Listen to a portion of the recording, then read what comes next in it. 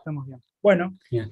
entonces, bienvenidos todos y todas a la defensa de tesis de Alejandro Danós, Modelo Mundial Latinoamericano, Recuperación y Modernización.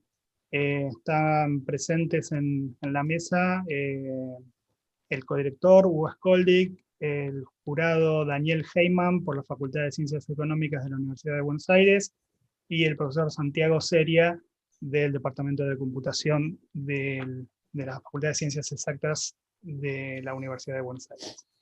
La idea para organizarnos es tener una sesión de exposición a cargo de Alejandro, luego una sesión de preguntas y respuestas a cargo de los jurados y el tesista, y finalmente un periodo en el cual los jurados hacen un debate privado y definen la calificación de la presentación y de la tesis en general.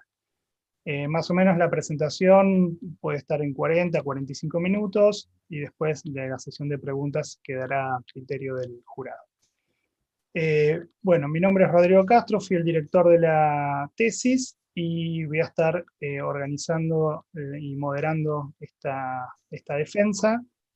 Todos y todas están en conocimiento del link de YouTube. Si buscan Alejandro Danós, defensa de tesis en Google, aparece el link de la página del Departamento de Computación y ahí está el link de YouTube.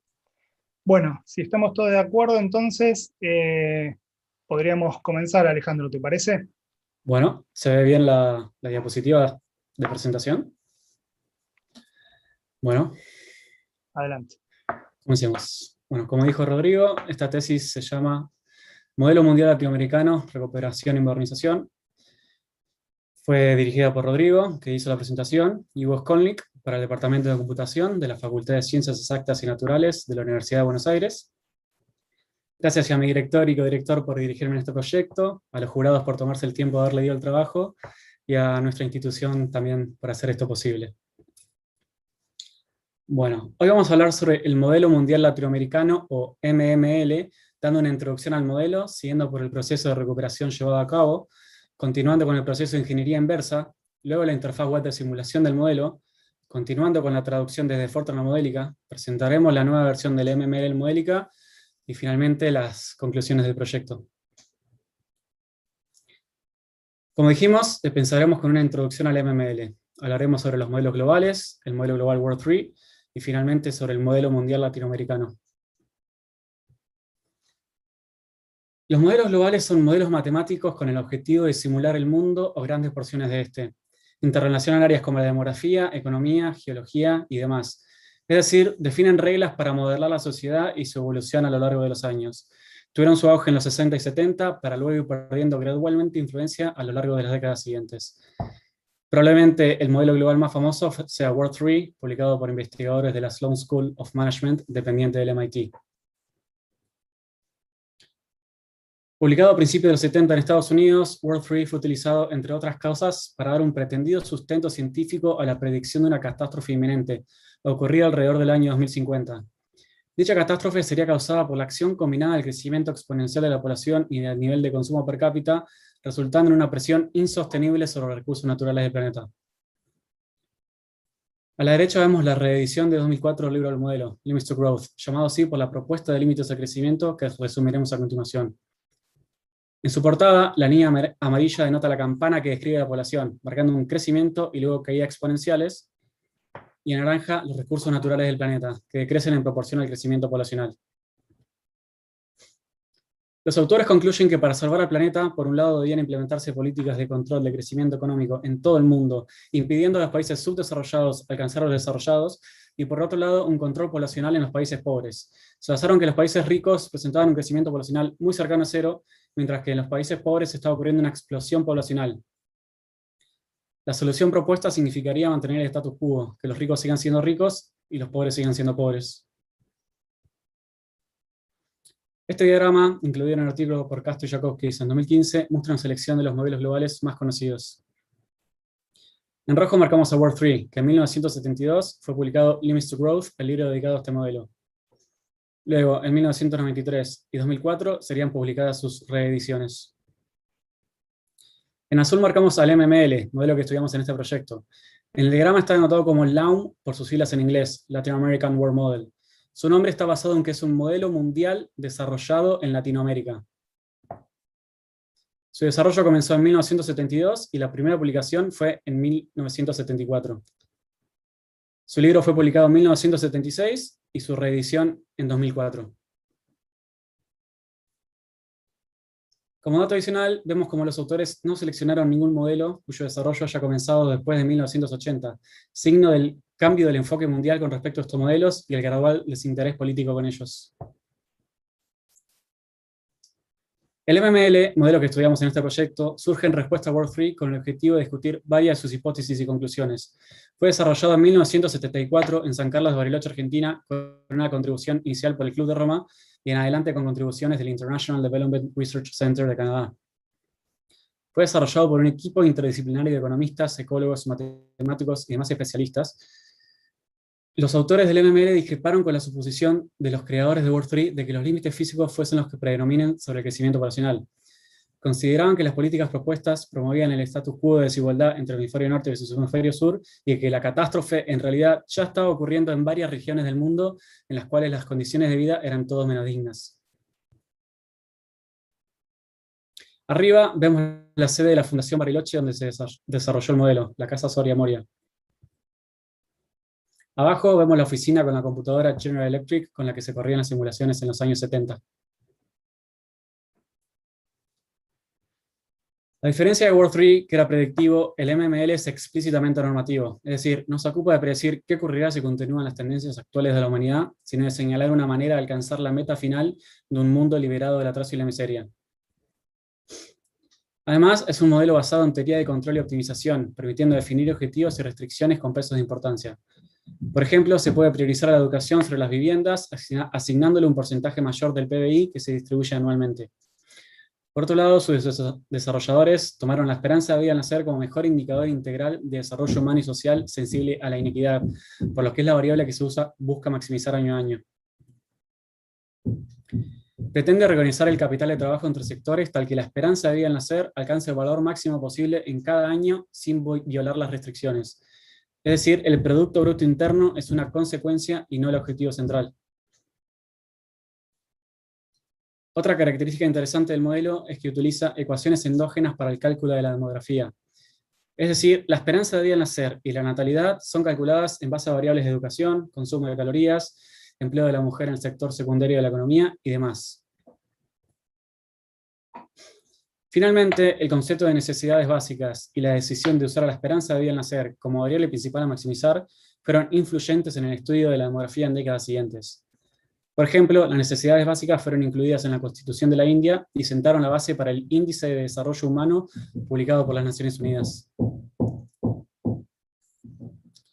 Los 5 sectores económicos modelados son alimentación, viviendas, educación, otros bienes y servicios y bienes de capital. En esta tabla, además vemos la producción anual de los primeros 3, proteínas y calorías del primer sector, viviendas construidas por el segundo y plazas en el sistema escolar básico para el tercero. Los últimos 2 sectores no pueden ser especificados de esta manera porque engloban un gran espectro de productos. Para cada uno de los sectores se guarda su capital, mano de obra y GNP, que es el PBI por sus siglas en inglés, Gross National Product. Los 4 bloques regionales elegidos en el modelo son países desarrollados, América Latina y el Caribe, África y Asia. En esta tabla vemos la distribución de los países del mundo de la época entre esos 4 bloques. Algunos países como Australia, Nueva Zelanda y Japón pertenecen al bloque de países desarrollados y no al de Asia y Oceanía. Además, incluye países no existentes en la actualidad, otros que sí existen pero cambiaron de nombre, y también países faltantes que nacieron después de la publicación del modelo. Se puede analizar esta tabla en detalle en la tesis. En esta diapositiva presentaremos algunos ejemplos de las fórmulas del modelo. A la izquierda vemos la función de producción de tipo Cobb-Douglas. Esta función, utilizada para calcular el GNP-Y, representa la relación tecnológica entre ambos factores de producción, el capital K y la mano de obra L, y es ajustable por el exponente alfa. El subíndice I latina se corresponde con cada uno de los 5 sectores económicos. Los exponentes alfa sectoriales utilizados son obtenidos mediante la interpolación lineal para los años entre 1960 y 1970, en base a los valores reales de ambos extremos. Para los años 1971 en adelante, se hace una extrapolación constante en base al valor real de 1970. Se puede configurar la simulación para mandar ayudas de los países más afortunados a los menos afortunados. A la derecha vemos la fórmula que define cómo distribuirla, que da para África y Asia los números entre 0 y 1 correspondientes a sus respectivas porciones de la ayuda. Analizándola, vemos que la distribución de capital K para la región I, que puede ser África o Asia, se calcula en base a la población P y esperanza de vida al nacer EB de ambas regiones. En resumen, mientras más población tenga la región, más porcentaje de esa ayuda recibirá, y lo inverso para la esperanza de vida al nacer. P3 y EB3 corresponden a la población y esperanza de vida al nacer de África, y lo análogo para P4 y EB4 con Asia. Esta fórmula define cómo distribuir la ayuda. Por otro lado, la fórmula que define cuánto extraer desde los países desarrollados puede leerse en la tesis. Las fases son intervalos de tiempo de la simulación durante los cuales el modelo opera de modos claramente distinguibles de otros. La primera fase es la estimación 1960, que se lleva a cabo para estimar algunas variables del modelo de las cuales no se tenía información suficiente en la época. Se lleva a cabo antes de la simulación del año 1960. La segunda fase es la fase de regresión, muy similar a la siguiente fase de proyección, pero en esta se interpolan los exponentes alfa de la función de producción de Cobb-Douglas, utilizada para calcular la producción sectorial anual. Comienza en 1960 y termina en 1970. La tercera fase es la fase de proyección, que lleva su nombre porque en ella se proyectan variables en base a sus valores de años anteriores. Comienza en 1970 y termina en 1980 por defecto. La cuarta fase es la fase de optimización, que podría pensarse como la versión más avanzada de la fase de proyección. Lleva su nombre porque en ella se utiliza una rutina de optimización para buscar los valores de mano de obra y capital que maximicen la esperanza de vida al nacer, teniendo en cuenta pesos especificados por el usuario sobre las restricciones predeterminadas. Comienza por defecto en 1980 y continúa por el resto de la simulación. Para ayudar a contextualizar estos datos, marcamos el año 1972 en el cual fue desarrollado el modelo. Esta figura, extraída del libro original, describe a grandes rasgos el pasaje de un año al otro durante la fase de optimización. En la figura vemos que en base a las variables de la parte superior, como las proteínas y calorías por persona, las tasas de vivienda por familia, la esperanza de vida al nacer, la natalidad y demás, se obtiene para el nuevo año la mano de obra L y el capital K. Ambos serán utilizados como entrada a la optimización, de la cual se obtendrá la producción sectorial anual que vimos en la tabla anteriormente, las proteínas y calorías, las viviendas y las plazas en el sistema escolar básico. Estas variables de producción sectoriales serán utilizadas para definir las mismas variables de la parte superior, pero ahora del nuevo año. Se repite el mismo flujo en cada año de la fase de optimización. Algunos comentarios sobre la implementación técnica. La versión recuperada fue implementada en Fortran 77, un lenguaje de programación imperativo de propósito general utilizado principalmente en ámbitos científicos que requieren de cómputo numérico muy intensivo. Las funciones más importantes son Model, que es la encargada de dar el orden de ejecución durante el año de la simulación, LELAPA, que en base a la mano de obra y capital calcula la esperanza de vida al nacer, POULAC, para calcular las variables demográficas, y ZXPOUL, que es una implementación del algoritmo de minimización de Paul sin derivadas, utilizada para optimizar a LELAPA durante la fase de optimización. Los bloques y sectores están representados como dimensiones de las variables. Por ejemplo, POP IB es la población del bloque regional IB, cost X y S es el costo de producción del sector económico IS, y GNP XS y SIB es el GNP sectorial del sector IS y bloque IB. Los datos están guardados en los bloques data de Fortran, categorizados según si son de demografía, viviendas, educación y demás. En la tesis presentamos más información sobre la implementación técnica. Entre los obstáculos a los que se enfrentó la investigación original, el más importante fue el hecho de que el proyecto debió abandonarse por causa del golpe cívico eclesiástico militar sufrido en el país el 24 de marzo de 1976, cuyo aniversario número 45 es este mes. Sumado a eso, las corrientes políticas mundiales emergentes en los 80 fueron incompatibles con la idea de regulación de la producción, fundamentales en el MML. Finalmente, la falta de copias de seguridad del código a largo plazo, dada la desmagnetización de las cintas magnéticas y el extravío de las tarjetas perforadas, casi significaron el fin de la implementación original en Fortran. Nuestros objetivos en estas tesis fueron, primero, recuperar el modelo en su implementación original en Fortran 77, para después traducirlo a Modelica, un lenguaje de modelado basado en ecuaciones. Luego, hacer que las implementaciones del modelo sean de libre acceso y que puedan ser usadas y analizadas por quien lo desee. Y finalmente, que el MML vuelva a tomar un rol relevante en la discusión sobre los modelos globales. Ya introdujimos al modelo, la motivación para su desarrollo, el contexto histórico, sus obstáculos y algunos comentarios de su implementación. En el siguiente punto vamos a hablar sobre el proceso de recuperación, que comenzó con la digitalización del código recuperado y su puesta en funcionamiento, luego vino la refactorización y verificación del código, y finalmente simularemos el modelo. Para la recuperación utilizamos estas fuentes. El libro original de 1976, donde se describe teóricamente el modelo, el Handbook de 1977, que sirve como documentación técnica de su implementación, el código recuperado de una impresión de 1986 que digitalizamos, y la reedición del libro de 2004. La digitalización consistió en el tipeado del código de la impresión recuperada de 1986, continuando con la detección y corrección de errores de tipeo y del estado original. En las fotos aparecen acompañándome Rodrigo Castro, director de esta tesis, y Hugo Skolnik, codirector de esta tesis e investigador del proyecto original hace 45 años. Una vez terminada la digitalización, la puesta en funcionamiento del modelo no fue tarea fácil.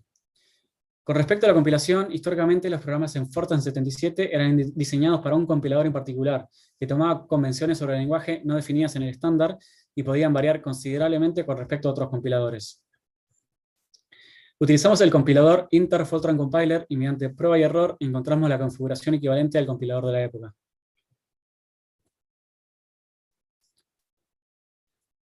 Luego, para la detección y corrección de errores, los categorizamos de la siguiente manera. Errores de compilación, que son detectados por el compilador. Errores de ejecución, que pueden ser divisiones por cero, accesos indebidos de memoria. Y errores de resultados inválidos. Estos fueron detectados por la verificación, que explicaremos más adelante. Afectan los valores del resultado de manera tal que los vuelven inválidos. Por ejemplo, un valor de población negativa.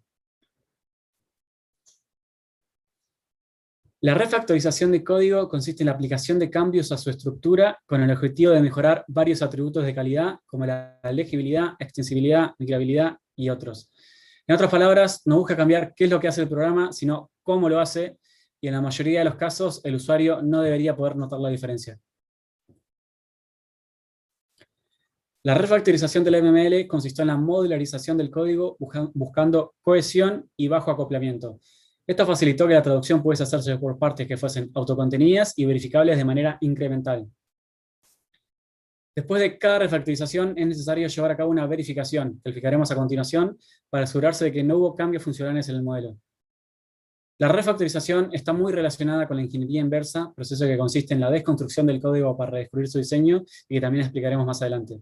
Esta relación se basa en que, para aplicar la refactorización, primero debemos llevar a cabo una ingeniería inversa para entender el comportamiento de la sección del código manipular, y después de la refactorización, el código es más legible y ayuda al proceso de ingeniería inversa.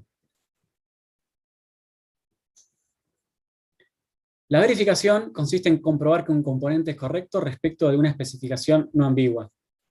Para explicar cómo aplicamos este proceso, primero tenemos que ponerle nombre a las versiones del MML. SCAN 1986 es la impresión del código de resultados de 1986 transcripta sin ninguna alteración. Está escrita en Fortran 77. Recoup 1986 es la digitalización de la versión anterior, también en Fortran 77. Rein 2020 es el resultado de la aplicación de refactorizaciones sobre la versión anterior. Está escrita en Fortran 90 e incluye modificaciones del año pasado. Modelica 2020 es la traducción de la versión anterior a Modelica. Incluye modificaciones del año pasado. Una vez que le pusimos nombres a las versiones, podemos organizar las verificaciones llevadas a cabo. La primera verificación comparó la versión del scan con la versión recuperada, ambas en Fortran. Su objetivo era verificar el proceso de recuperación. La explicaremos en la próxima diapositiva. La segunda comparó la versión recuperada con la versión con ingeniería aplicada. De nuevo, ambas en Fortran. La aplicamos después de cada refactorización con el objetivo de verificar que no hubo cambios funcionales. Deberían ser literalmente indistinguibles las simulaciones de ambas porque las refactorizaciones no afectan los resultados. La última comparó la versión de Fortran con reingeniería aplicada con la versión en modélica. Verificó el proceso de traducción. La veremos cuando hablemos de dicha traducción. Entonces, queremos verificar que la versión digitalizada del MML es equivalente a la versión original en papel. Para Scan 1986 utilizamos los resultados recuperados digitalizados y para Recup 1986 los resultados generados por nuestras simulaciones. La métrica que decidimos utilizar compara los valores de ambas versiones para cada variable en cada año. Primero los resta, luego divide por el valor de la versión digital y luego multiplica por 100. El valor resultante se interpreta como el porcentaje de diferencia. Para cada una de las 44 variables en cada uno de los 45 años, si el error es negativo, entonces el valor de la versión recuperada es menor que el valor de la versión del scan y viceversa si es positivo. Por otro lado, mientras más cercano a 0 esté el valor del error, mayor será la similitud entre ambas versiones para esa variable en ese año. La verificación automática consistió en correr scripts que comparen los resultados de ambas simulaciones y analicen las diferencias automáticamente utilizando esta misma métrica. Nuestro objetivo es que el error sea menor que 10 a la menos 6 para las primeras tres fases, estimación 1960, regresión y proyección. Con respecto a la fase de optimización, dada la dificultad de encontrar errores por la complejidad de sus cálculos y el hecho de que no fue incluida en la traducción a modélica, decidimos postergar la perfección de su precisión a un futuro trabajo. Esta verificación automática facilitó mucho el proceso de recuperación porque después de cada cambio podíamos correr los scripts y saber rápidamente si cometimos errores. La verificación visual no automática fue llevada a cabo mediante el uso de dos tipos de gráficos. Por un lado, utilizamos un mapa de calor o heatmap en inglés, útil para analizar el error de todas las variables en el mismo gráfico. Sin embargo, se pierde la evolución temporal que describe cada variable.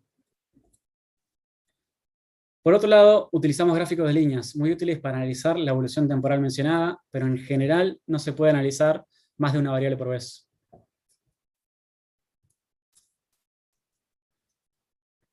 Este heatmap resume las diferencias por variables y por año de la comparación entre la versión de los scans y la versión recuperada. Los valores corresponden a la aplicación de la métrica que vimos anteriormente, que se interpreta como un error porcentual. En azul son representados los valores negativos, o sea que el resultado del modelo recuperado es menor que los scans. El color blanco que domina la figura representa el hecho cuando ambos valores son muy similares, y en rojo son representados los valores positivos, o sea que el recuperado es mayor al scan. Se separan los intervalos de tiempo en 1960 a 1978, años correspondientes a la fase de estimación 1960, regresión y proyección, 1980 a 2000, años de optimización en la corrida estándar, 2000 a 2050, años extra corridos en los resultados de los scans. Corresponden también a la fase de optimización. Viendo esto en el heatmap, arriba tenemos los años de las primeras fases, luego los años de la fase de optimización para la corrida estándar, y luego los 50 años extra corridos por los scans, también de la fase de optimización. Analizando el gráfico, como dijimos antes, el color blanco domina la figura, mientras que unas pocas variables presentan color.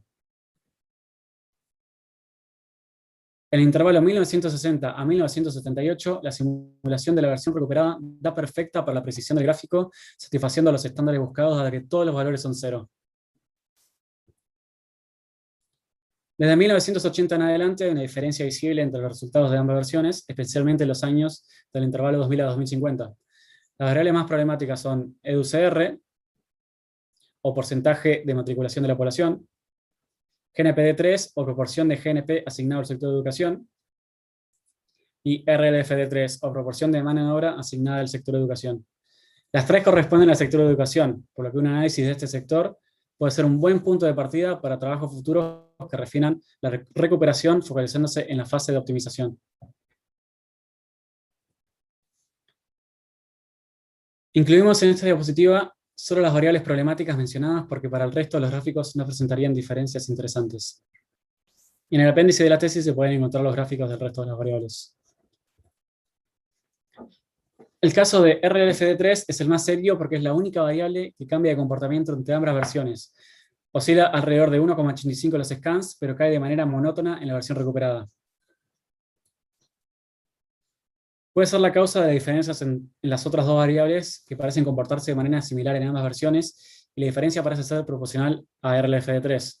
Es un buen punto de partida en un futuro estudio de la fase de optimización.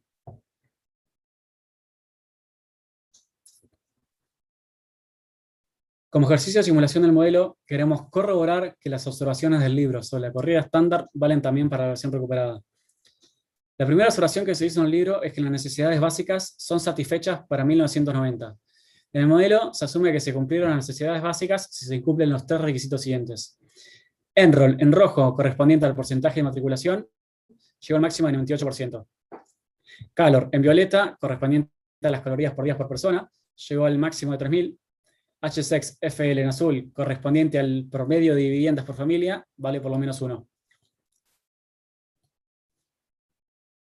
Vemos que las tres condiciones se cumplen para 1990, dado que Enroll y Calor llegan a sus respectivos topes de 98% y 3.000 calorías, mientras que HSEX FL es mayor a 1.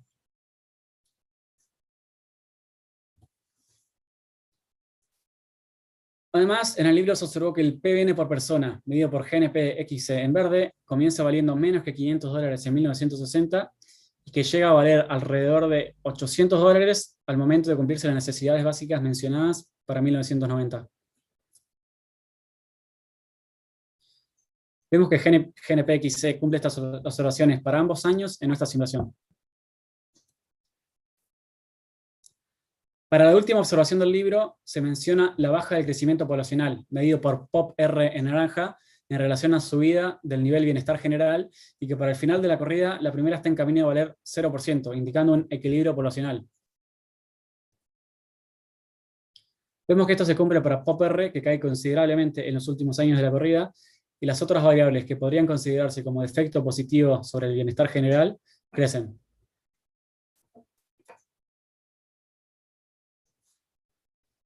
Ya introdujimos al MML y mostramos el proceso de recuperación. En la siguiente sección describiremos el proceso de ingeniería inversa llevado a cabo y los resultados obtenidos. La ingeniería inversa es el proceso en el cual un objeto hecho por humanos es desconstruido para estudiar su diseño y arquitectura. En el ámbito de ciencias de la computación puede tener distintas aplicaciones, como para producir documentación de legacy systems, estudio de programas de la competencia, piratería y demás. El producto de la ingeniería inversa suele ser nueva documentación que complementa la preexistente, además de permitir una mejor comprensión del funcionamiento del sistema bajo estudio. En el contexto de esta tesis, el objetivo fue la modernización del modelo, y para ello seguimos la esencia del modelo de herradura, publicado en 1999 en uno de los reconocidos artículos de ingeniería de software, OAR. En él se describen 3 pasos para llevar a cabo la modernización. Primero una reconstrucción, luego la transformación y finalmente el refinamiento. Profundizamos sobre estos pasos en el capítulo 3 de la tesis. Uno de los primeros diagramas que produjimos en el proceso fue el de la línea de tiempo, donde intentamos ubicar a las variables principales que manejan el flujo de avance de la simulación. Como dice la leyenda, para cada variable se indica si es medida en años relativos absolutos y si cambia de valor durante la optimización. También tenemos ubicadas a las fases que mencionamos anteriormente: fase de regresión, proyección, optimización. En la tesis incluimos además la tabla que describe cada una de las variables. Disculpen el ruido, están haciendo arreglos en el edificio. Los diagramas de flujo de datos son utilizados para representar el flujo de información entre distintos componentes de un sistema, indicando sus entradas, inputs, salidas, outputs y las operaciones llevadas a cabo entre ambas. Categorizamos a los diagramas entre los de alto nivel, donde la notación es simple y solo se indica el flujo de datos entre módulos, y los de bajo nivel, en los cuales la notación es más compleja y se indican comportamientos internos de cada módulo. El diagrama de alto nivel presenta el flujo de datos entre los distintos módulos del MML, detallando qué variables componen cada flujo, y puede ser utilizado para estudio de dependencias entre módulos, analizando el origen y destino del flujo por cada variable. Miremos, por ejemplo, el caso de la variable población, marcada en rojo en el módulo de demografía. En total, es utilizada como entrada en 5 módulos en los cuales marcamos la variable en azul: alimentación, viviendas, educación, mano de obra y GNP.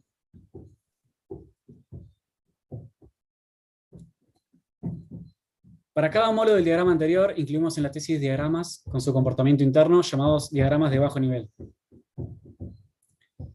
Como ejemplo, ahora mostramos uno de los diagramas del módulo de demografía, el encargado de calcular las variables de esperanza de vida al nacer y tasa de nacimientos. El flujo de datos va desde la parte superior hacia la parte inferior. Es decir, en la parte superior tenemos las variables de entrada y en la parte inferior las variables de salida. En el medio tenemos los cálculos, que corresponderían a la lógica del código, representados con cajas, y a las variables, que son productos de dichos cálculos con círculos. Este es el otro diagrama del módulo de demografía. La idea general es que, de nuevo, el flujo va desde la parte superior, donde están las variables de entrada, hacia la parte inferior, donde están las variables de salida. Además, este ahora presenta submódulos para organizar los cálculos dependiendo de su esencia: la tasa de supervivencia, la tasa de fertilidad, la población y las personas por familia.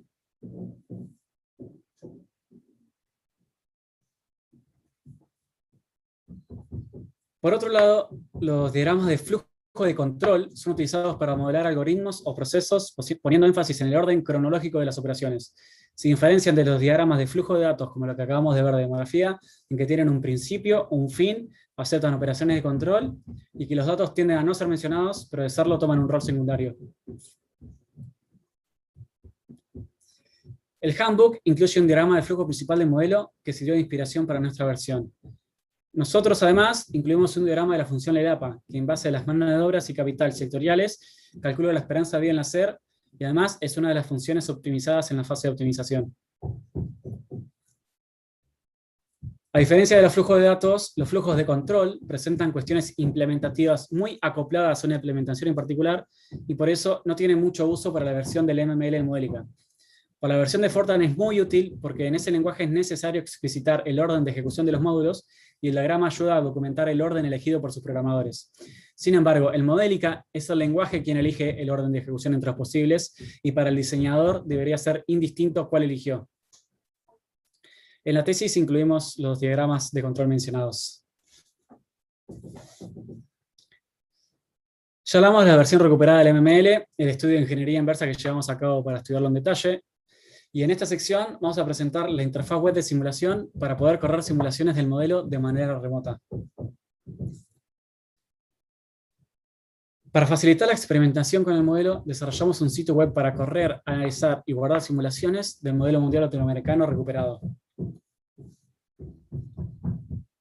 Por un lado, los usuarios invitados pueden explorar los resultados de una corrida estándar de ejemplo y acceder a documentación sobre las variables y parámetros.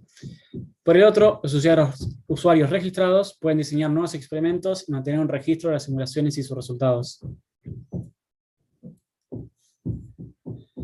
Con respecto a su arquitectura, por el lado del backend utilizamos el Web Framework Django, implementado en Python, que ofrece un ambiente prearmado para los requerimientos más comunes de páginas web dinámicas, la versión del modelo en Fortran con ingeniería aplicada para correr las simulaciones, la base de datos SQLite y el Django Development Server.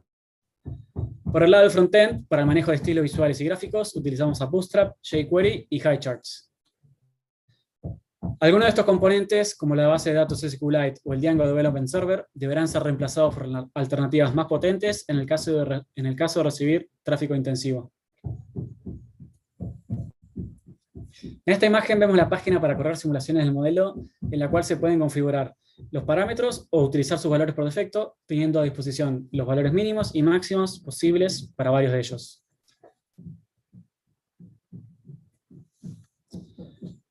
Se pueden Presentar los resultados de una simulación en forma de tabla, en la cual se incluyen los valores anuales de las variables de salida de la implementación original, y además se ofrece la posibilidad de bajar los datos en formato CSV.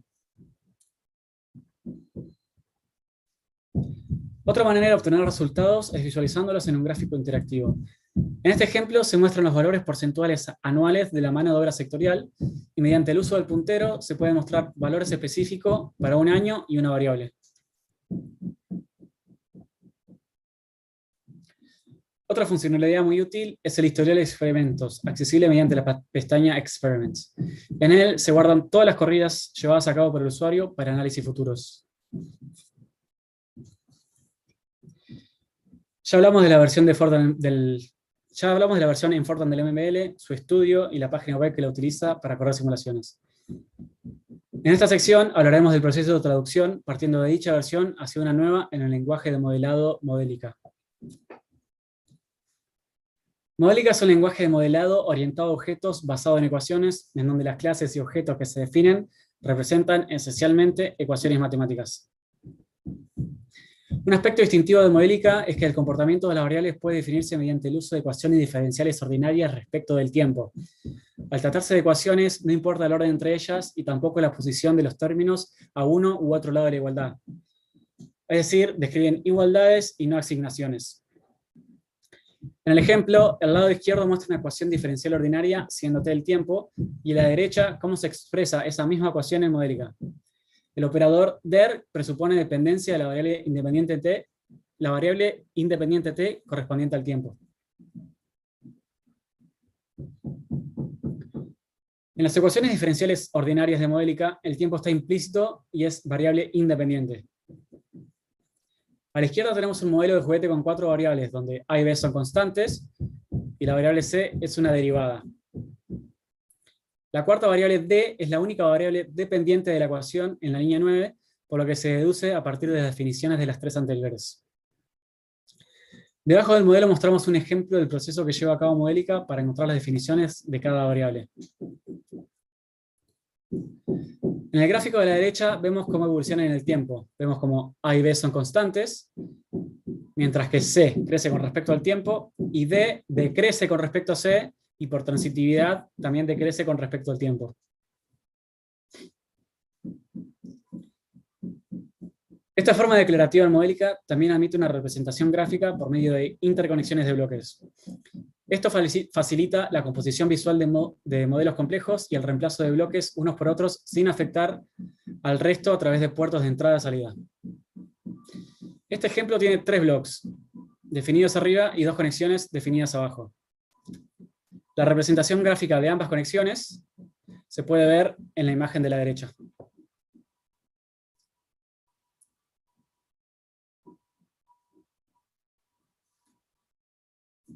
No podemos explicar en detalle todas las funcionalidades que ofrece Modelica, pero podemos asegurar que se pueden implementar comportamientos muy complejos.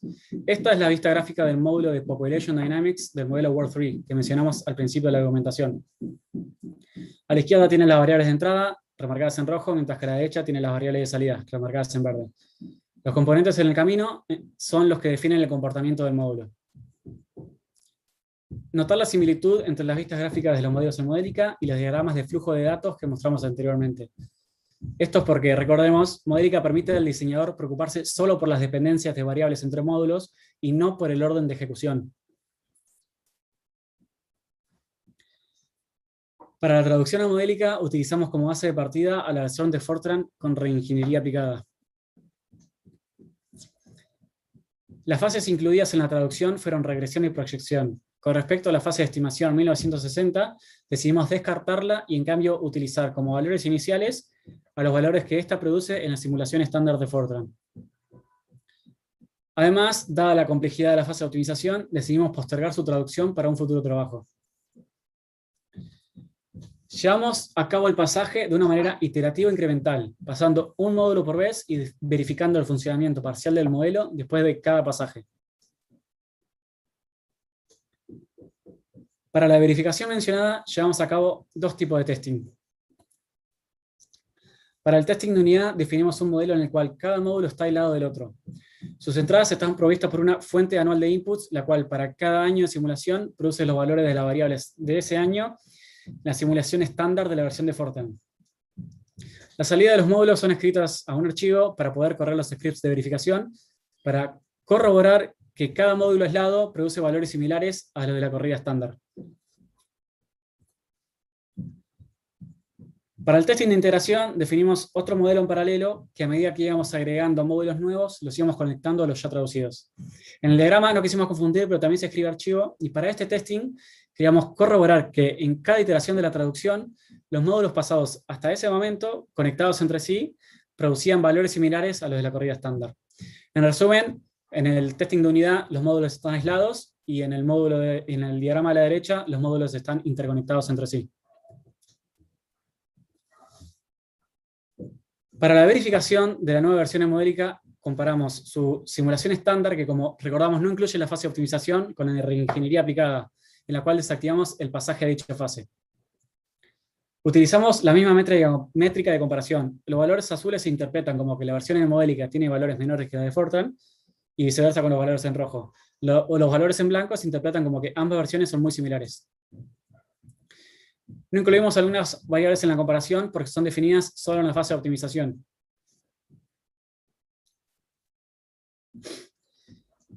Veremos solo el mapa de calor de la región de África, que es la que más diferencias presenta entre las 4 regiones. En las otras regiones había un grupo de variables que presentaban pequeñas diferencias que en África aparecen con magnitudes no triviales. Además, aparecen nuevas variables con diferencias. Estas anomalías no parecen ser normales y es tarea de un futuro proyecto analizar la razón de ellas. Y una posibilidad es que puedan ser causadas por diferencias en las representaciones de los números de punto flotante entre ambos lenguajes, Fortran y Modelica. Más allá de las diferencias mencionadas, vemos que el blanco domina la figura y hay varias variables con diferencias de 0% durante todos los años. Los mapas de calor de las otras regiones pueden verse en la tesis. Ya casi terminando con la presentación, ahora haremos un resumen de la nueva versión del MML en Modelica.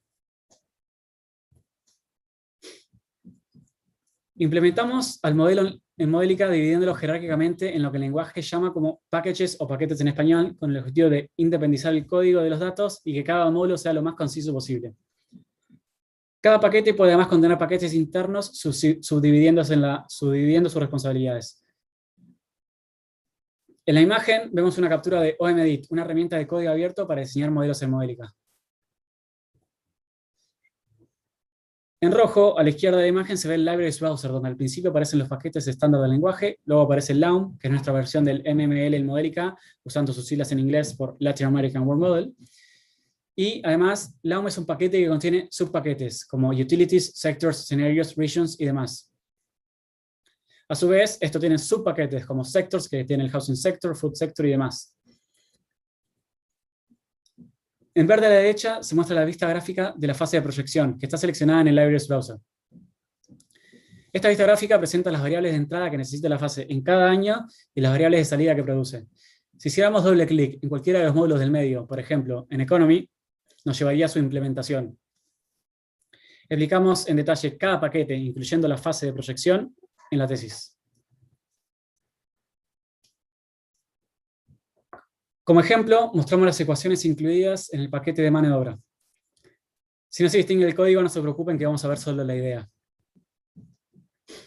El primero es Labor Force Projection, marcado en rojo. Es el encargado de calcular las variables de mano de obra sectoriales durante la fase de proyección. El segundo es Secondary Labor Force Percentage, marcado en azul. Es el encargado de calcular el porcentaje de mano de obra del sector secundario de la economía.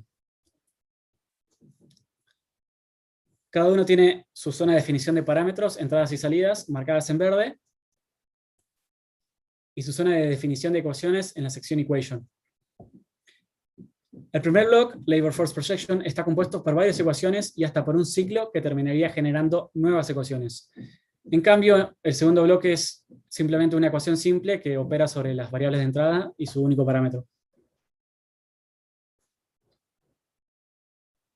El programa OMEdit es muy útil tanto para desarrollar modelos como para graficar rápida e intuitivamente los resultados de las simulaciones del MML. En la figura vemos el graficador interactivo que permite elegir qué variable mostrar utilizando el Variables Browser de la derecha y el gráfico propiamente dicho en la subventana principal. Podemos utilizar el puntero para ver detalles de valores individuales de las curvas graficadas, o sea, cada variable en cada año. Analizando la información presentada, vemos cómo hay una explosión de la población en Asia, logrando para el año 2000 un valor 4 veces mayor que el de países desarrollados, la segunda región con más población en ese año. Esto es compatible con lo que ocurrió en el mundo en los años simulados, incrementándose más aún la diferencia en los 21 años siguientes hasta hoy. En este gráfico de la misma simulación, graficamos el capital total para las mismas regiones. En este caso, también en una región que se aleja del resto, pero ahora es países desarrollados y su crecimiento es aún mayor, y para el año 2000 alcanza un capital total varias veces superior al de Asia. Este resultado fue una de las bases para las políticas propuestas por los investigadores del MML, que fundamentaron que este crecimiento acelerado del capital en los países desarrollados podría ser utilizado para ayudar económicamente a las regiones de África y Asia para intentar reducir la brecha mostrada en el gráfico. En conclusión, el programa OM8 sintetiza en un mismo entorno facilidades poderosas para realizar ciclos iterativos de modelado, simulación y análisis gráfico de resultados. Presentamos el contexto histórico del MML, una introducción a su teoría, su recuperación, la interfaz web para correr simulaciones, el proceso de traducción a modélica y la versión del MML en modélica resultante. En la última sección vamos a hablar sobre las conclusiones obtenidas. Los logros alcanzados no fueron menores y construyeron los cimientos para todo futuro trabajo sobre el modelo mundial latinoamericano, ayudando a que pueda salir de la oscuridad y que sea objeto de estudio por quien lo desee. El modelo recuperado en Fortran es un tesoro histórico que además puede ser utilizado para correr simulaciones por primera vez en décadas. Por otro lado, el modelo traducido a modélica es indispensable para investigadores sin antecedentes en programación, y junto a la nueva documentación, producto del proceso de ingeniería inversa, son fundamentales para un futuro proyecto que tenga la ambición de completar el pasaje del MML. Finalmente, el sitio web reconstruido es una herramienta que ahorra a investigadores la compilación y ejecución de simulaciones, proveyendo la posibilidad de correr simulaciones y guardar resultados desde cualquier parte del mundo de una manera intuitiva y elegante. La traducción del modelo desde Fortran hacia modélica fue uno de los objetivos más importantes de este proyecto, por ser este último un lenguaje más amigable con no programadores, al ser un lenguaje de modelado de alto nivel, a diferencia del primero, que es un lenguaje imperativo de propósito general. Sin embargo, no es trivial el cambio de paradigma desde imperativo a ecuaciones, y nos vimos obligados a omitirlo en algunas secciones, como en algunos blogs del módulo de demografía, teniendo que recurrir a instrucciones algorítmicas tradicionales. Esto no fue ideal, pero tampoco demasiado grave, dado que la mayor parte del modelo pudo ser traducida sin problemas, y las secciones que no lo fueron igual fueron refactorizadas para dejarlas lo más limpias posible. El obstáculo más importante a atacar en un futuro es la traducción de la fase de optimización. Dicha fase es un aspecto fundamental del proyecto porque es donde se lleva a cabo la búsqueda de la asignación óptima del GNP que cumpla con los requerimientos impuestos por el usuario. Sin ella no se puede experimentar aplicando políticas de asignación de GNP. Fue una decisión de diseño de reproducir en modélica las ecuaciones que le dan la dinámica principal a la relación entre los bloques y dejar la parte de optimización como segundo paso en el cual vamos a poder elegir libremente en qué lenguajes y qué paquete de optimización usamos. También nos parece conveniente llevar a cabo más análisis enfocado en las diferencias que restan ser explicadas, tanto entre los scans y la versión recuperada, como entre la versión con ingeniería aplicada y la versión en modélica. El primero tendrá como objetivo mejorar la adhesión del modelo recuperado al original, y el segundo buscará confirmar que las diferencias son causadas por detalles técnicos entre un lenguaje y otro, y no por errores involuntarios durante la traducción. Más allá de las mejoras al modelo en sí, se pueden utilizar los resultados de este proyecto como base de estudio en base a distintos ejes, como por ejemplo, experimentar cambiando las teorías subyacentes por otras equivalentes, lo mismo con la rutina de optimización, y también se podrían llevar a cabo experimentos inicializando el modelo con datos de años más recientes. En retrospectiva, estamos muy conformes con los avances logrados en esta tesis y pensamos que este es un primer paso necesario para volver a colocar al modelo mundial latinoamericano en la mesa de los globales relevantes para apoyar la planificación y la toma de decisiones de política pública. Este ejercicio de recuperación es un homenaje a aquel sueño que comenzó con un grupo de investigadores en el verano de 1972 en Bariloche y fue abruptamente interrumpido por un proceso de violencia institucional representante de valores exactamente opuestos a los que se pusieron en juego al concebir el tipo de sociedad igualitaria al que aspiró de manera utópica el modelo mundial latinoamericano. Muchas gracias. ¿Preguntas? En un momento me escribieron por Hangouts, no sé si fuiste vos, Rodri. No. No, Ale, Perdón. no te escribí.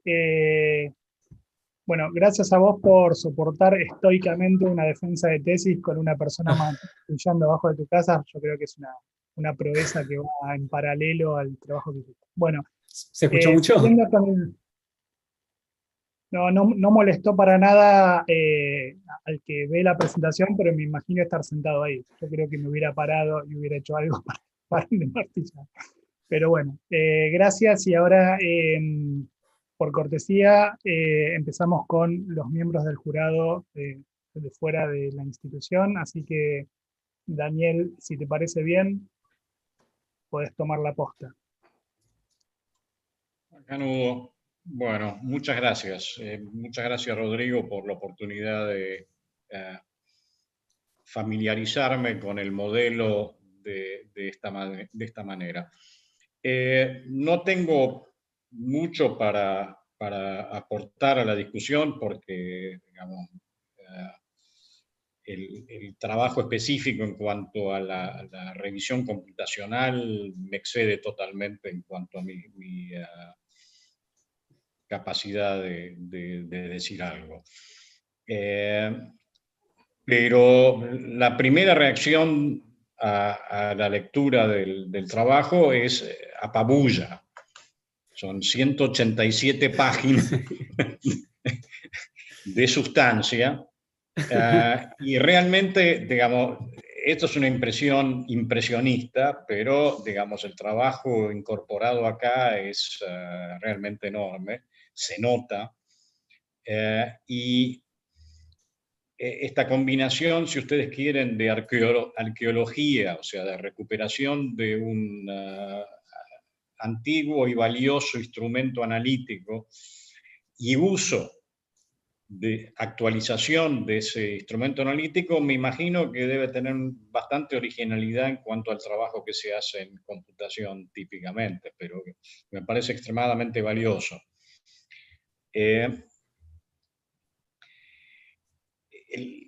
Digamos, y el hacer un modelo histórico disponible para el trabajo con instrumentos actuales. De eso creo que, digamos, me imagino que es una contribución,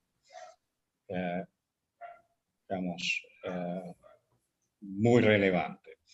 Mi reacción es más desde el punto de vista de la modelización, que excede a la tesis, por supuesto, pero son algunas preguntas, yo lo charlé un ratito con Rodrigo el otro día, es cosas que uno se imagina que se pueden hacer con esto, que son en algunos sentidos extensiones de los ejercicios que ustedes ya han hecho.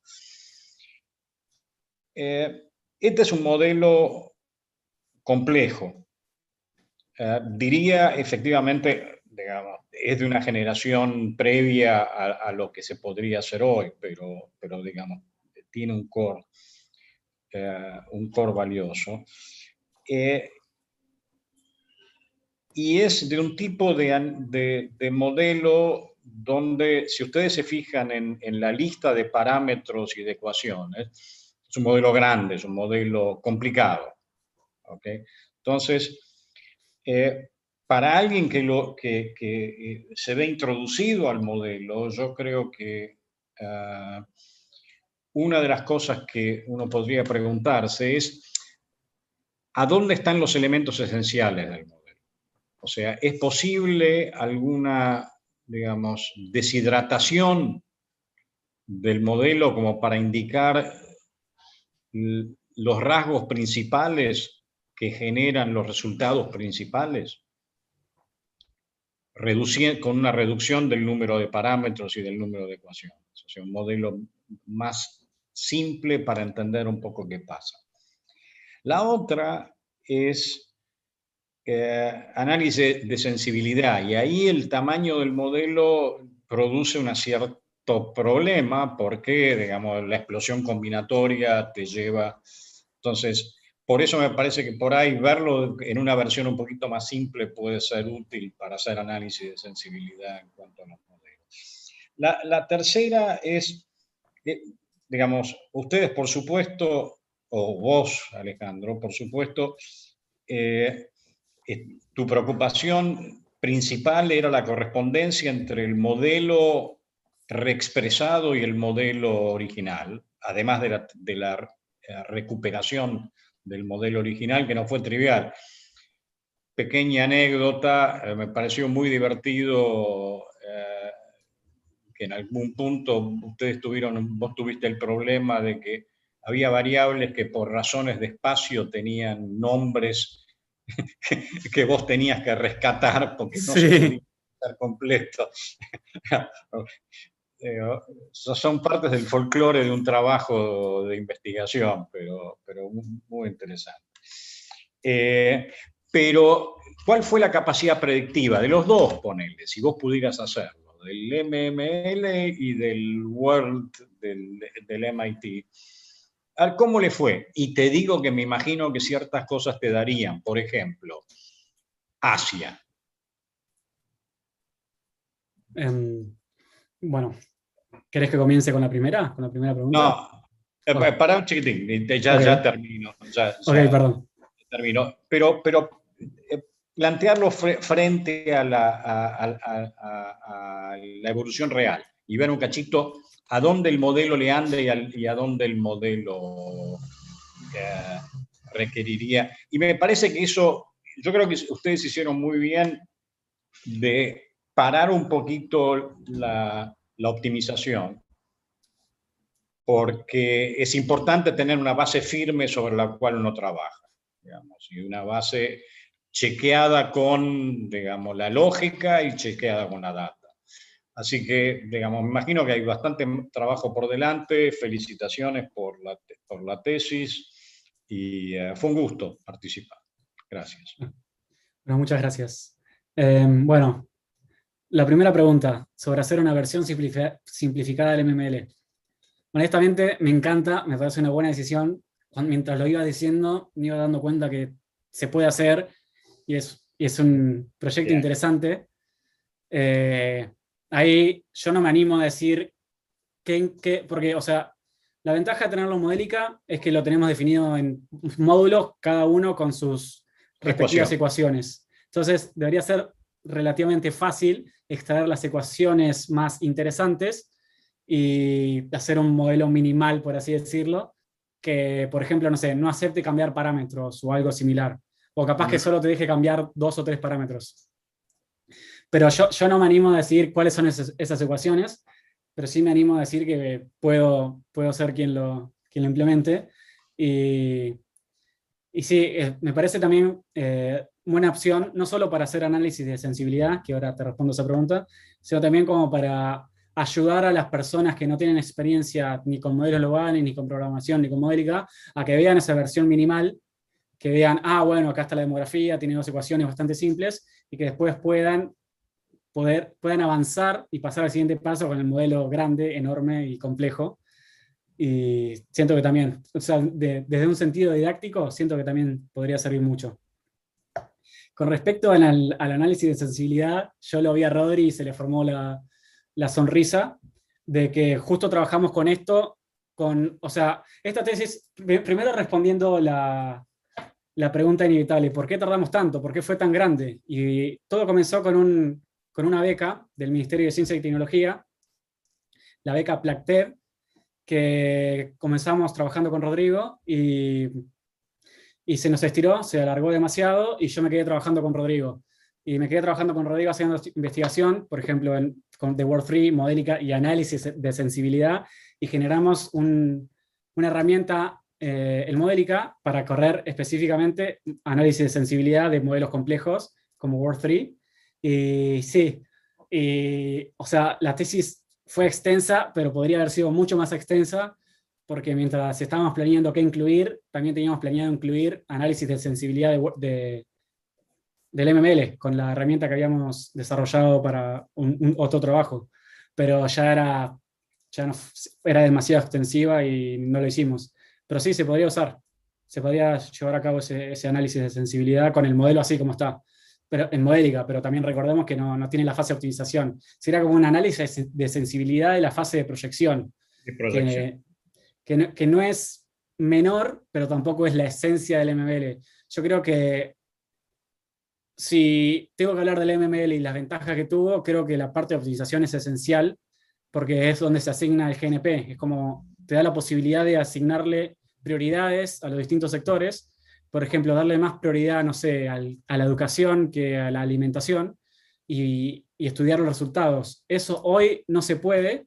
Se puede estudiar algunas ecuaciones que pasamos. O sea, por ejemplo, demografía está pasado completamente. Demografía no cambia entre fases. Entonces, pues, se pueden estudiar las ecuaciones de demografía, correr simulaciones estudiando la demografía, pero la asignación de GNP lamentablemente hoy no está, pero tampoco queremos dejarlo así, queremos terminar el trabajo. Y con respecto a la capacidad predictiva, yo me acuerdo que con Rodrigo hicimos algunas comparaciones de Word3, y es más, después en la charla, después de las preguntas, Rodrigo puede profundizar más. No recuerdo exactamente, pero creo que estuvo experimentando con eso y demostró que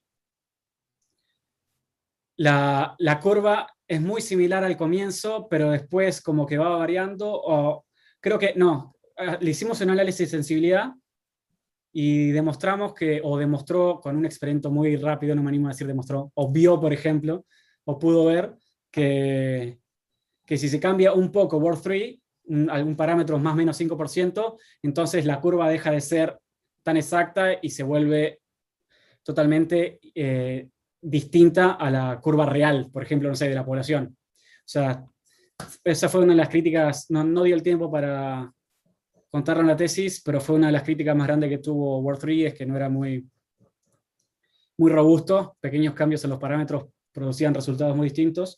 Y con respecto a la capacidad predictiva del MML, creo que tampoco fue el objetivo. Creo que el MML nunca fue el modelo para predecir, sino el modelo para experimentar y analizar posibilidades, analizar situaciones.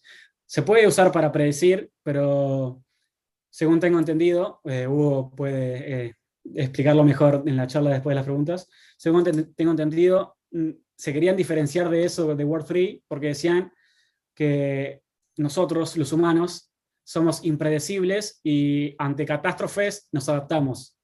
Entonces, no se puede predecir qué va a ocurrir en el mundo dentro de 50 años porque somos impredecibles y dependiendo de distintos estímulos respondemos de manera distinta.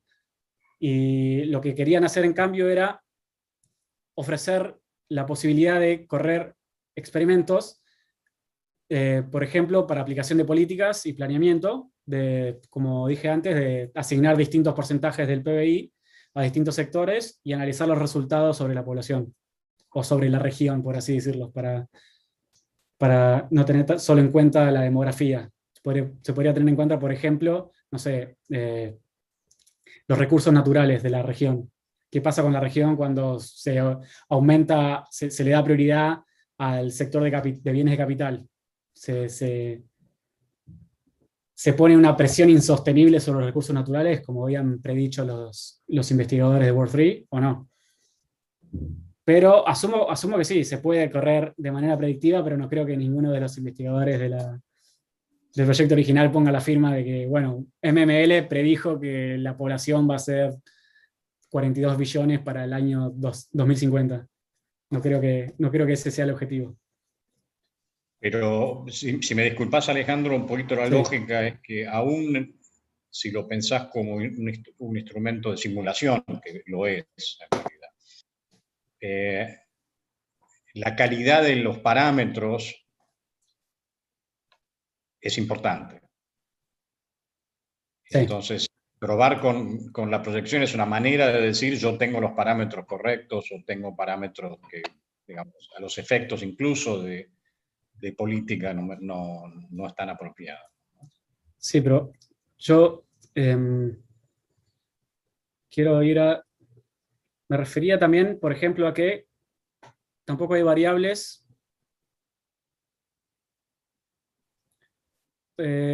modélica, perdón. Modélica. Ni yo conozco mi propia tesis. ¿Dónde está? Quiero ver la traducción. Ahí, slide 46. Acá. Acá esto. Quería ir a esto. Quería demostrar que tampoco, o sea, estas son arriba, yo tengo la pantalla de Zoom acá y no veo bien, pero tenemos las variables de salida del modelo. Hay algunas en gris, por ejemplo, la fertilidad del suelo, la FALU era... ¿Ves? A esto como comentaste, un poco de anécdota, este tipo de variables son difíciles de leer. FALU, tampoco me acuerdo. REN era el rendimiento de la tierra también. Este tipo de variables no están en el modelo hoy en Modélica, porque no son variables que se modifiquen en proyección, solo se modifican en optimización. O sea, hay un grado de utilidad de análisis de sensibilidad.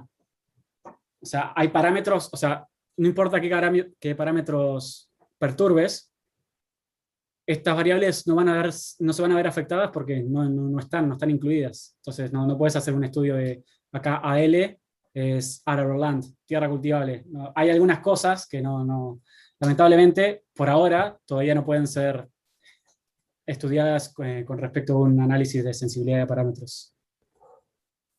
Okay. Pero sí, o sea, se puede. Pero hay que también ser conscientes de que no va a ser inclusivo de todas las variables, ni todas las ecuaciones. Fenómeno. Muchas gracias. Gracias.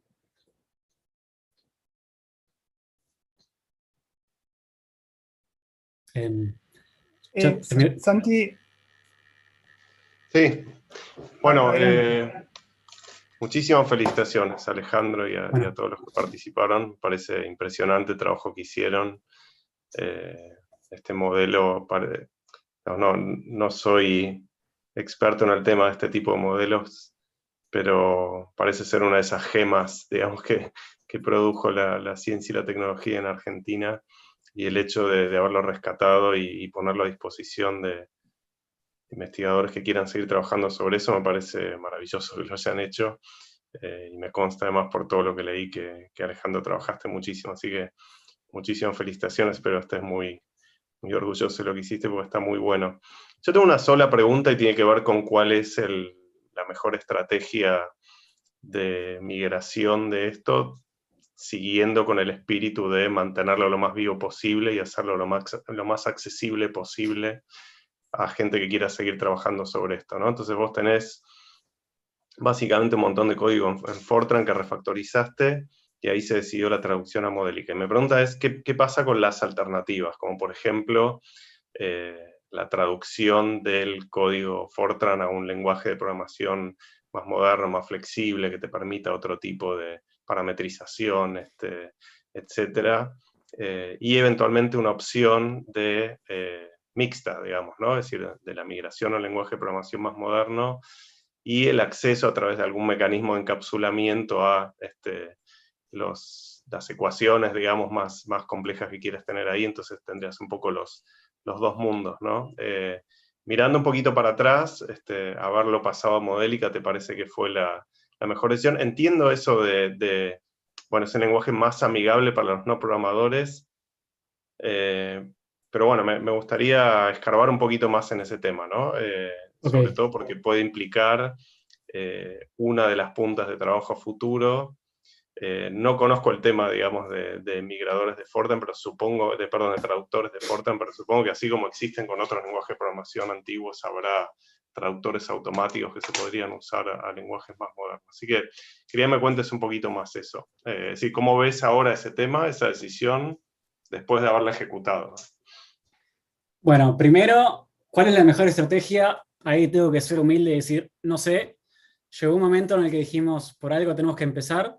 ¿Qué es lo que tenemos que hacer? Tenemos que agarrar el código en Fortran y traducirlo a Modélica.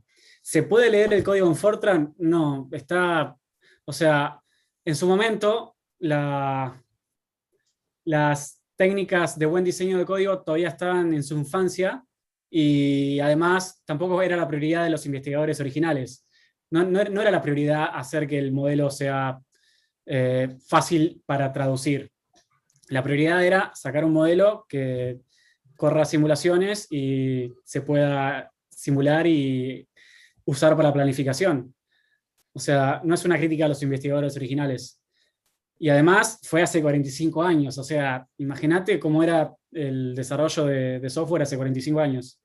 Pero más allá de eso, queríamos modularizarlo para poder entender mejor los componentes, o sea, porque todo comenzó porque no conocíamos el modelo, no sabíamos, o sea, teníamos a Hugo Skolnick, que fue uno de los investigadores del proyecto original, pero necesitamos también trabajar por nuestra cuenta. Y estoy buscando la foto, creo que es antes de esto. No conozco mis propios diapositivas. Bueno, no sé si se acuerdan la imagen de que se ve el papel. Tuvimos que digitalizar eso y después entender lo digitalizado, corregir los errores y después entender el código una vez que ya, bueno, corrimos el compilador, arreglamos los errores de compilación, etc., para poder entender el código de una manera tal que podamos decir, ok, esto se hace así acá, esto se hace así allá, y esto lo vamos a poder hacer o no en Modelica fácilmente. Ese fue el primer paso. Después, entonces dijimos, bueno, comenzamos por ahí. Y mientras que lo íbamos modelarizando, fuimos como aislando las partes de las distintas fases para también estudiar si podíamos pasar todas las fases, solo algunas. O sea, intentábamos dividir el programa, divide and conquer, encontrar partes autocontenidas que podamos pasar. Entonces dividimos entre fases los módulos, los organizamos, y ahí una vez que teníamos el código no perfectamente modularizado, pero por lo menos dividido entre secciones de código de lo más simple de responsabilidades posible, o sea que haya módulos con solo una responsabilidad o lo mínimo posible, ahí ya podíamos planear, ok, tenemos estos módulos, queremos pasarlos a Modelica, ¿cómo hacemos? ¿Nos conviene hacer esto? ¿Nos conviene hacer esto otro? Y ya desde el arranque nos dimos cuenta que la optimización que se lleva a cabo en Fortran, que es muy potente, no sé si la palabra es potente, te da muchas herramientas. En Modelica no hubiera sido trivial. Entonces dijimos, ok, primero paso a paso, intentamos primero pasar proyección y después vemos con qué continuamos. Y fue una buena decisión. Yo no me animo a decir que fue una mala, no me animo a decir que fue la mejor decisión, pero tampoco me parece que fue una mala decisión, porque nos sirvió para hacer, como dijimos en una de las diapos, que la traducción sea pues, iterativa incremental, por pasos autocontenidos, que cada módulo pasado hasta ese momento sea testeable, aislado y con respecto a los módulos pasados hasta ese momento. Y, o sea, creo que ni siquiera, no sé si se nos ocurrió o no, utilizar algún programa que automatice el pasaje de Fortran a otro lenguaje, pero tampoco sé si nos hubiera ayudado porque ese tipo de programas tienden a ser muy mecánicos.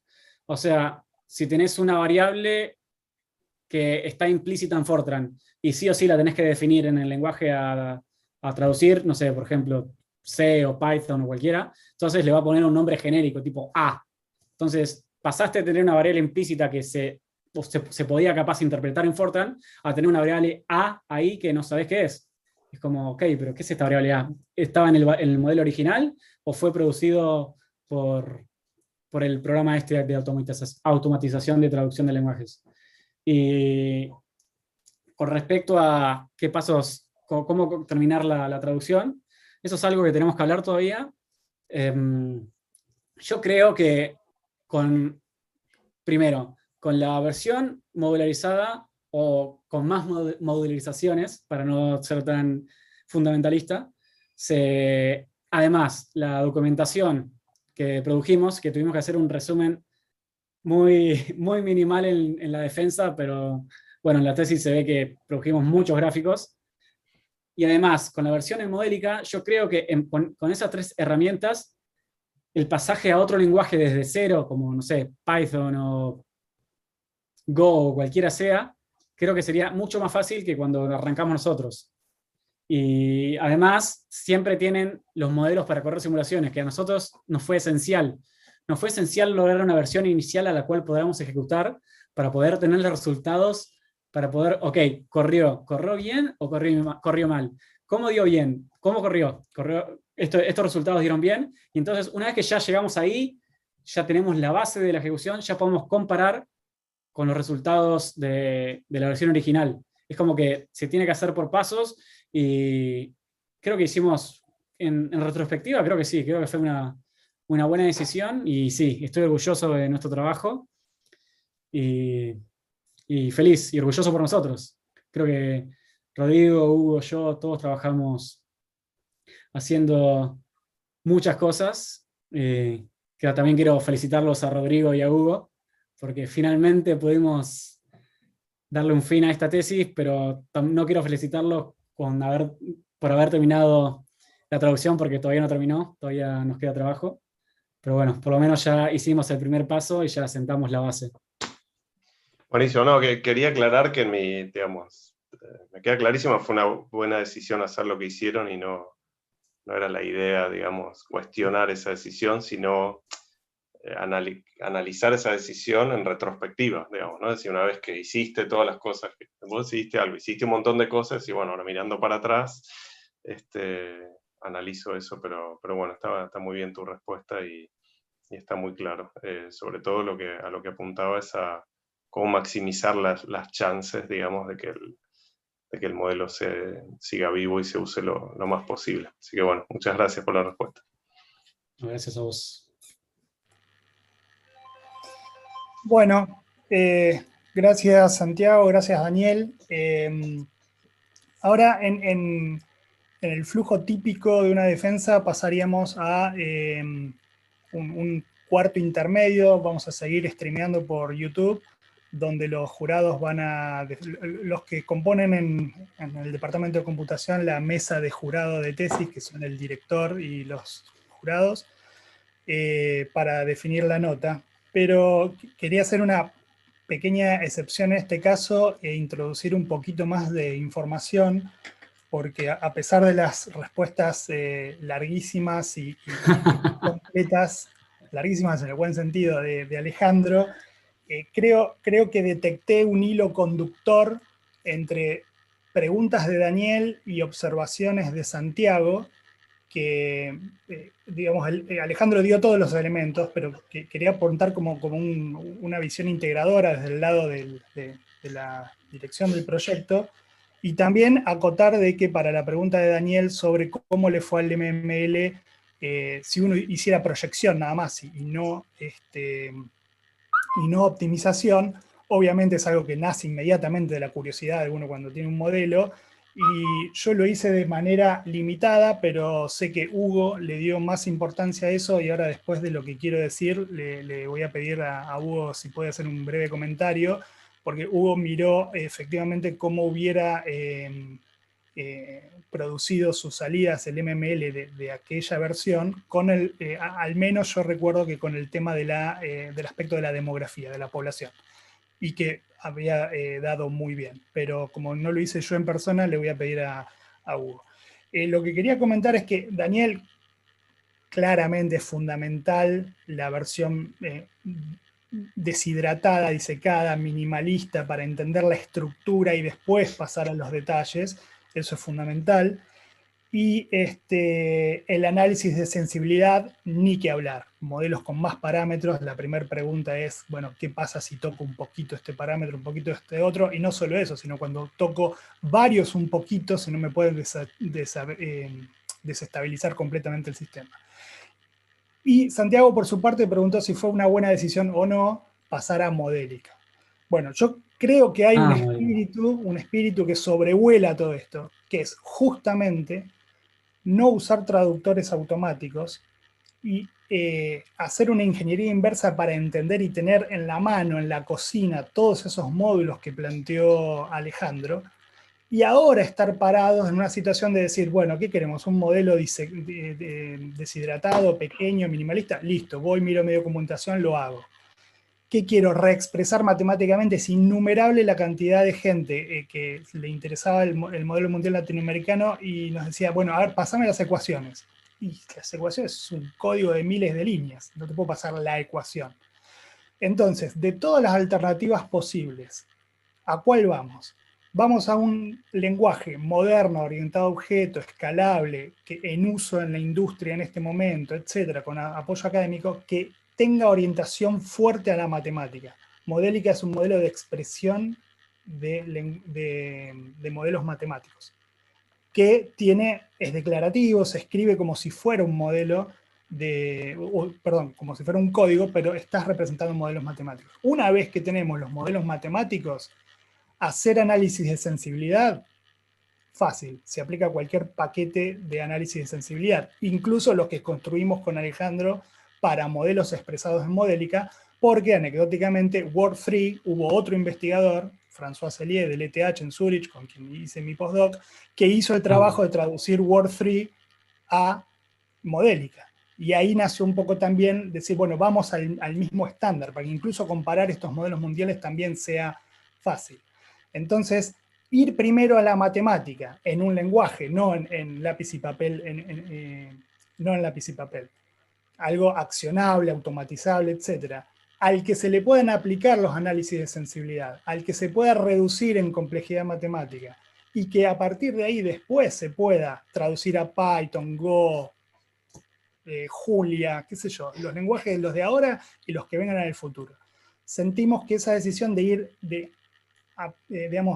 atrincherarnos en la matemática de alguna manera para después poder ir hacia donde la tecnología de los lenguajes indique. Entonces, eso un poco creo que junta tres de las preguntas centrales que hicieron los jurados y lo quería aportar como elemento de discusión, incluso para repreguntas si a alguno le interesa. Y bueno, siguiendo con lo que decíamos, no sé si Hugo, estás ahí o querés comentar algo de esto de la proyección de la parte de demografía que nos habías contado alguna vez.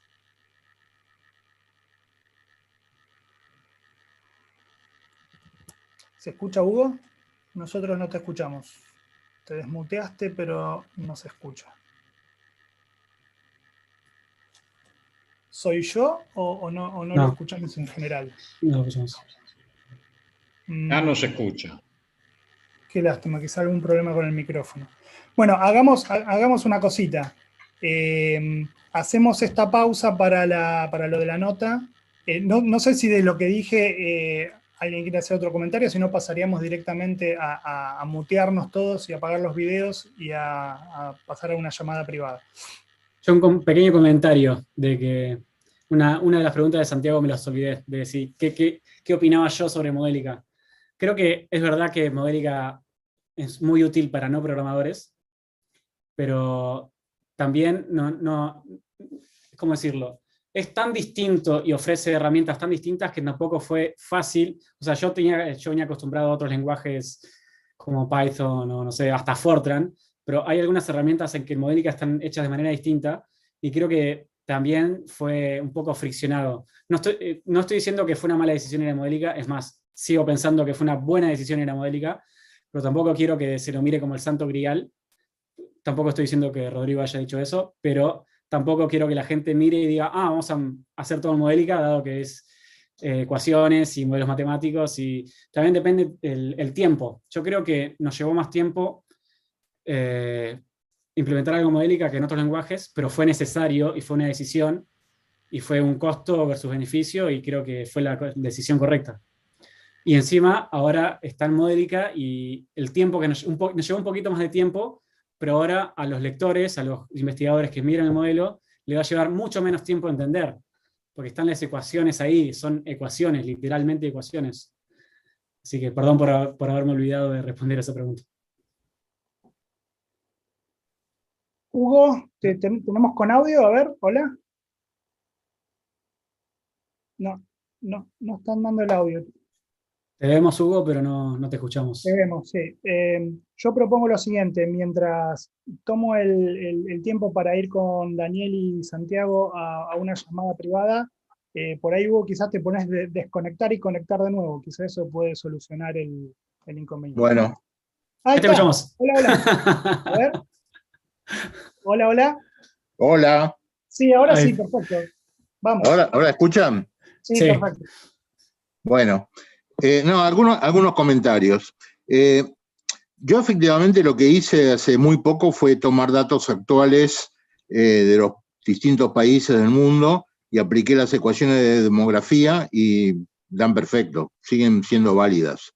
Para proyectar al futuro, tenés que proyectar todas las variables que afectan a la demografía. O sea, tenés que tener proyecciones confiables de cada una de esas variables, con lo cual el objetivo del modelo mundial no fue justamente proyectar hacia el futuro, o sea, eso por un lado. La otra cosa que la optimización complica mucho el análisis de sensibilidad.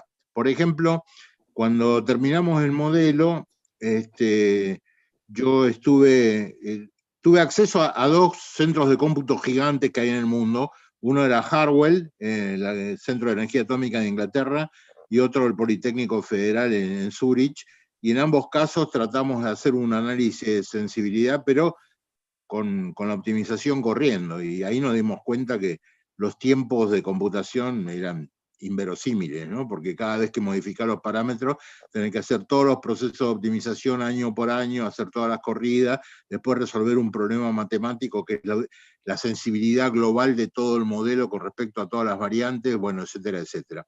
Sí, con una versión más simplificada se puede hacer. Si uno, digamos, toma, qué sé yo, sensibilidad respecto a 2, 3, 4 variables, sí, eso es perfectamente factible.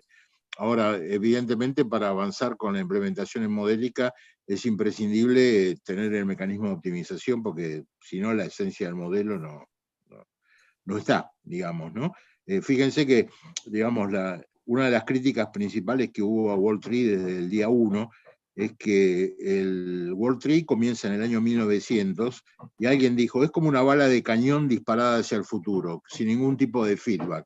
O sea, la humanidad se dirigía a una catástrofe y nadie hacía nada, todo el mundo miraba y eso seguía tal cual. El análisis de sensibilidad de World Tree, que yo hice hace muchos años, que está publicado, muestra que con pequeñas variaciones de menos del 5% de algunas variables, la catástrofe desaparece. Así que, bueno, pero eso fue demostrado además teóricamente. Kalman, el inventor del filtro que lleva su nombre, justamente demostró que un modelo hecho con System Dynamics, que tenga n sectores, equivale a integrar a una ecuación diferencial de orden n, que todo el mundo sabe que es un bicho absolutamente inestable, que ante la menor variación de sus datos da resultados totalmente contradictorios. Y ese es un hecho teórico, y que efectivamente se demuestra en la práctica, porque World Tree apenas lo tocas, da resultados totalmente distintos. Así que, bueno, ahí hay mucho por hacer. Y bueno, nada, lo felicito a Alejandro por el trabajo que se tomó. Menos mal que el listado en papel lo había conservado, que fue lo único que quedó vivo del modelo, y bueno, gracias a eso se pudo recuperar. En general, lo que se hizo en la interfase web está bien, da los resultados que tiene que dar. Y bueno, y con respecto a la traducción a modélica, ya les comenté el otro día que para mí hay un problema de la precisión con la cual maneja los números reales, etcétera, pero es algo que pueden probar. ¿Ok? Bueno, gracias, Hugo. Ahora, sí, un último comentario. El modelo es utilizable y es ejecutable y se pueden implementar cambios en la política pública, etcétera, en su versión en Fortran. La versión en Fortran recuperada tiene toda la fase de optimización. Todos estos comentarios acerca de los pasos futuros que faltan aplican a la versión en modélica. De hecho, el código que está corriendo hoy, que es accesible y se puede experimentar en la web, tiene la parte de optimización, ¿no? Y Sí. lo que pasa es que, bueno, Sí, sí. ahí uno asume que se pone a trabajar de nuevo con el modelo, retoma el trabajo dentro del mundo Fortran. Y bueno, y ahí aplican todas estas preguntas, conviene ir a un lenguaje, al otro. Por suerte ahora tenemos la documentación muy clara y esas posibles aristas y futuros trabajos parten de un piso bastante más fácil de punto de partida. Bueno, ahora sí, cumpliendo con la promesa, les pido por favor a todos que nos pongamos en mute y apaguemos las cámaras, y en un ratito volvemos. Bueno, fue un debate intenso, hubo mucho concepto ahí, mucha discusión fuerte, y había dos posturas muy fuertes que finalmente convergieron. Una era ponerte 10 y la otra era ponerte 10, y bueno, quedó en 10 nomás. Bueno. Así que felicitaciones, Ale, por la presentación, por el trabajo, gracias por todo el esfuerzo y el compromiso, porque pusiste mucho compromiso personal también. Y bueno, por supuesto a Hugo y a Santiago y Daniel por tomarse el tiempo, interesarse en el proyecto y participar con su tiempo. Así que bueno, felicitaciones al licenciado Alejandro Danós, y con esto nos despedimos, concluimos. Yo voy a terminar el streaming y les mando saludos a todos y todas. Gracias. Muchas gracias. Chao Daniel, Vamos. chao Santi. Vamos. Chao. Muchísimas felicitaciones de nuevo, licenciado. Gracias. No, Nos vemos. Gracias por todo. la oportunidad. Nos vemos.